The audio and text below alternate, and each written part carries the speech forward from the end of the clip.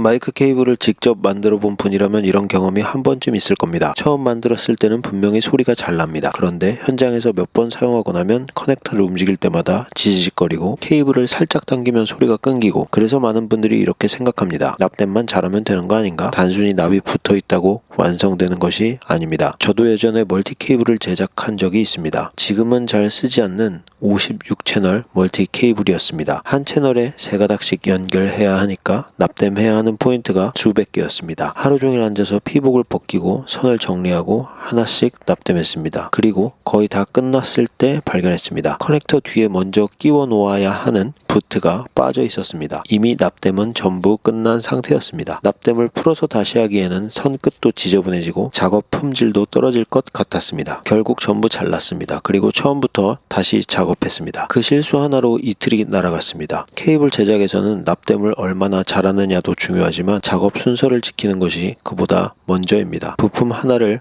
먼저 넣지 않은 것만으로도 수백 번의 납땜을 다시 해야 할 수 있습니다. 오늘은 까날의 L425C 케이블을 사용해서 XLR 마이크 케이블을 처음부터 만들어 보겠습니다. 단순히 1번, 2번, 3번 핀에 선을 연결하는 방법만 보여드리지 않겠습니다. 케이블을 당기고 커넥터를 돌리고 현장에서 반복해서 감았다 풀어도 쉽게 고장나지 않게 만드는 방법을 보여드리겠습니다. 그리고 마지막에는 직접 만든 케이블과 기성품 케이블 중 어떤 것이 실제로 더 저렴한지도 계산해 보겠습니다. 케이블 가격만 보고 계산하면 직접 만드는 것이 저렴해 보입니다. 하지만 커넥터 가격, 공구 가격, 작업 시간, 실패 비용까지 포함하면 결론이 달라질 수 있습니다. 오늘 영상 끝까지 보시면 언제 직접 만들어야 하고 언제 그냥 완제품을 사는 것이 나은지까지 판단하실 수 있을 겁니다. 오늘 사용할 케이블은 까날의 L425C입니다. 외경이 약 4.8mm인 비교적 얇은 스타쿼드 마이크 케이블입니다. 외피를 벗겨보면 안쪽에 4가닥의 심선이 들어있습니다. 일반적인 20 마이크 케이블과는 달리 2가닥씩 묶어 사용하는 구조입니다. 같은 색 2가닥을 하나로 묶어서 XLR 2번 핀에 연결하고 나머지 2가닥을 묶어서 3번 핀에 연결합니다. 그리고 바깥쪽에 촘촘하게 둘러진 구리선이 편조 실드입니다. 이 편조 실드는 단순한 보강제가 아닙니다. 외부에서 들어오는 전기적 잡음으로부터 내부 신호선을 보호하고 XLR 1번 핀과 연결되어 차폐 접지 경로를 구성합니다. L425C는 편조 실드가 케이블 내부를 촘촘히 감싸는 구조이기 때문에 편조를 풀 때도 무작정 잘라내면 안됩니다. 이 편조 실드도 XLR 1번 핀에 납땜해야 하는 도체입니다. 오늘은 이 케이블에 XLR 수 커넥터와 암 커넥터를 각각 연결하겠습니다. 작업에 필요한 것은 다음과 같습니다. 까날의 L425C 케이블, XLR 암수 커넥터,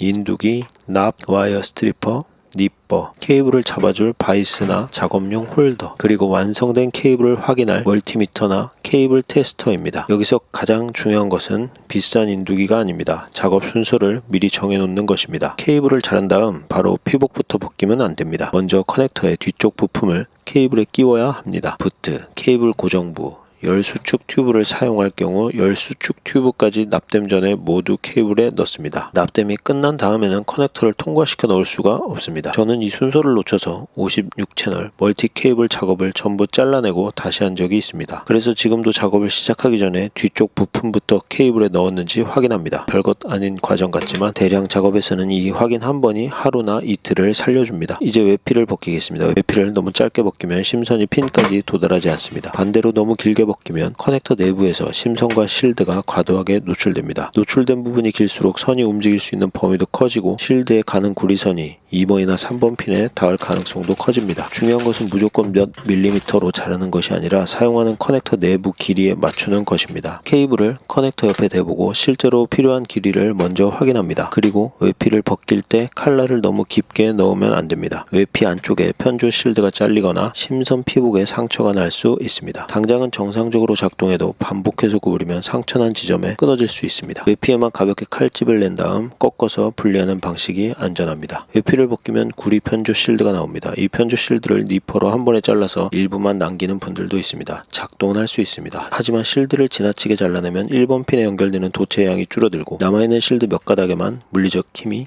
집중될 수 있습니다. 저는 편조를 가능한 한 손상시키지 않고 풀어서 한쪽으로 모으겠습니다. 뾰족한 공구를 사용해서 편조 사이를 조금씩 풀어줍니다. 이때 실드 가닥을 너무 세게 당기면 중간에서 끊어질 수 있습니다. 편조를 전부 풀었으면 한쪽 방향으로 가지런히 모아서 꼬아줍니다. 너무 두껍게 꼬아버리면 1번 핀의 납땜 공간에 들어가지 않을 수 있습니다. 반대로 너무 느슨하면 가느다란 구리선이 옆으로 튀어나와 다른 핀과 닿을 수 있습니다. 흩어지지 않을 정도로만 일정하게 꼬아줍니다. L425C 안쪽에는 4가닥의 심선이 들어있습니다. 스타코어드 케이블은 같은 색 2가닥을 한 쌍으로 묶어 사용합니다. 한 색상 2가닥은 2번 핀, 다른 색상 2가닥은 3번 핀에 연결합니다. 파란 계열을 2번에 연결했다면 반대편에도 파란 계열을 2번에 연결해야 합니다. 중간에 색상 기준이 바뀌면 극성이 뒤집힙니다. 작업을 시작하기 전에 색상 규칙을 정해놓는 것이 좋습니다. 파란색 2가닥은 2번, 흰색 2가닥은 3번, 편조 실드는 1번. 이 기준을 작업이 끝날 때까지 바꾸지 않습니다. 이제 심선을 커넥터 핀 위치에 맞춰 정리합니다. 각 선이 자신의 핀까지 자연스럽게 도달하도록 길이를 맞춰야 합니다. 선이 너무 짧으면 납땜 부위가 항상 당겨진 상태가 됩니다. 케이블이 조금만 움직여도 납땜된 핀에 힘이 직접 전달됩니다. 반대로 너무 길면 커넥터 안에서 선이 접히고 엉킵니다. 조립할 때 선이 커넥터 하우징에 눌리거나 1번 핀과 신호선이 접촉할 수도 있습니다. 가장 좋은 상태는 각 선이 자신의 핀까지 자연스럽게 도달하면서도 커넥터 내부에서 크게 남지 않는 길이입니다. 한 개를 먼저 샘플로 만들어보고 적절한 길이를 정한 다음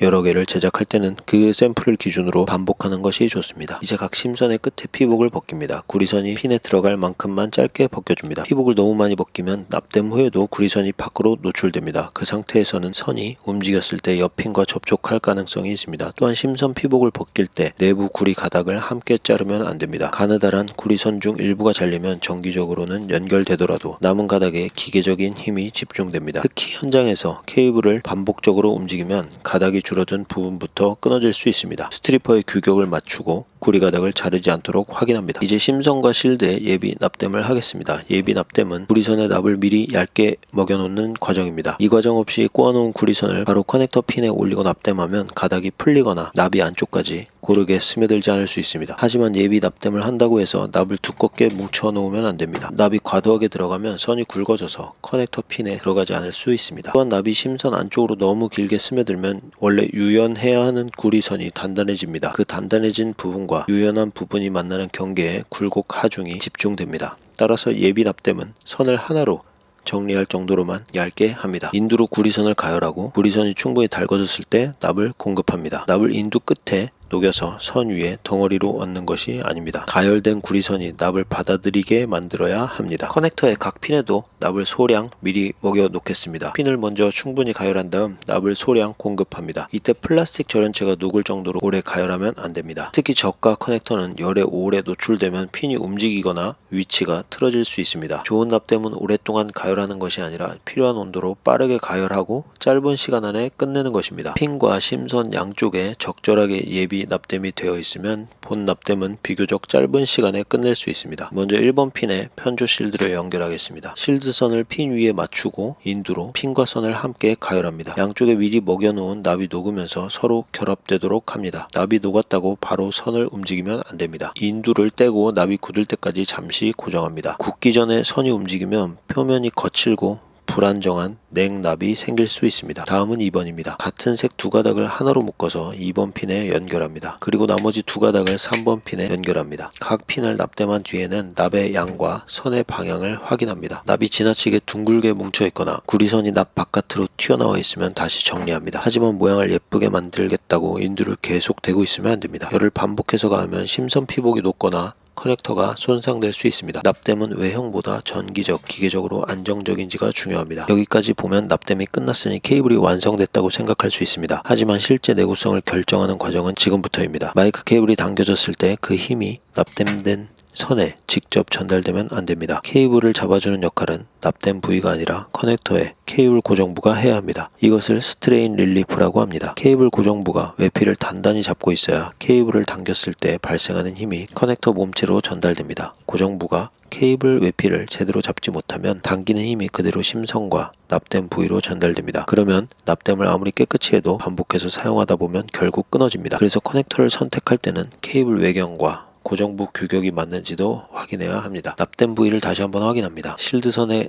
가는 구리가닥이 2번이나 3번 핀에 닿지 않는지, 심선 피복이 녹지 않았는지, 각 선에 과도한 장력이 걸려있지 않은지 확인합니다. 이상이 없다면 커넥터를 조립합니다. 조립할 때 케이블을 함께 비틀면서 억지로 닫으면 안됩니다. 하우징을 돌리는 과정에서 안쪽 심선까지 함께 꼬일 수 있습니다. 커넥터 구조에 맞춰 내부 부품은 고정한 상태에서 하우징을 조립합니다. 완전히 조립한 다음에는 커넥터 뒤쪽을 잡고 케이블을 가볍게 당겨봅니다. 이때 케이블이 커넥터 안에서 움직이면 고정부가 제대로 체결되지 않은 것입니다. 케이블을 당겼을 때 외피가 고정부에 단단히 잡혀 있어야 합니다. 반대편도 같은 순서로 작업합니다. 양쪽을 모두 조립했다고 해서 바로 현장에 가져가면 안됩니다. 반드시 정기적인 검사를 해야 됩니다. 가장 간단한 방법은 테스터기의 측정 기능을 사용하는 것입니다. 수 커넥터 1번과 암 커넥터 1번, 2번은 2번, 3번은 3번과 연결되어 있어야 합니다. 그 다음 핀 사이 쇼트도 확인합니다. 1번과 2번, 1번과 3번, 2번과 3번 사이가 서로 연결되어 있으면 안됩니다. 여기서 끝내지 않고 측정기를 연결한 상태로 케이블을 흔들어보고 커넥터 뒤쪽을 구부려보고 가볍게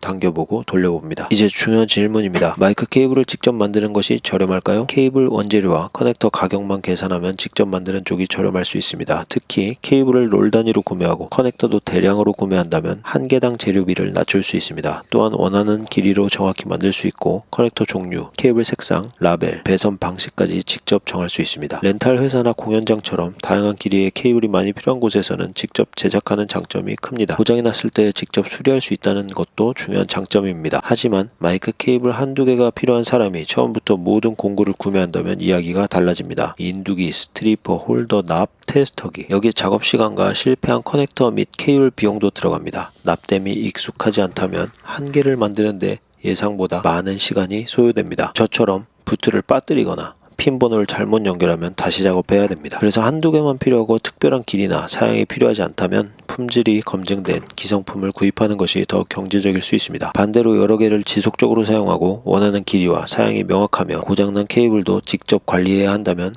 제작 기술을 익히는 것이 장기적으로 유리합니다. 결국 직접 제작의 가장 큰 장점은 단순히 몇천 원을 절약하는 것이 아닙니다. 내가 사용하는 케이블이 어떤 구조로 만들어졌는지 알고 문제가 발생했을 때 직접 진단하고 수리할 수 있다는 것입니다. 오늘은 까날의 L425C 케이블을 사용해서 XLR 마이크 케이블을 처음부터 만들어 봤습니다. 오늘 내용에서 가장 중요한 것은 첫째, 납땜하기 전에 부트와 뒤쪽 부품부터 반드시 케이블에 넣어야 합니다. 두 번째, 1번, 2번, 3번 핀을 연결하고 반대편도 동일한 기준을 유지해야 됩니다. 세 번째, 케이블이 당겨졌을 때 발생하는 힘을 납땜 부위가 받아서는 안됩니다. 직접 제작하는 것이 무조건 저렴한 것도 아니고 기성품이 무조건 좋은 것도 아닙니다. 한두 개만 필요하다면 검증된 완제품이 더 경제적일 수 있습니다. 하지만 케이블을 많이 사용하고 지속적으로 관리해야 한다면 직접 만드는 기술은 재료비 이상의 가치를 가집니다. 저처럼 56채널 전부 납땜한 다음 부트를 안 넣었다는 사실을 발견하고 싶지 않다면 납땜하기 전에 반드시 확인하십시오. 부트부터 넣으셨습니까?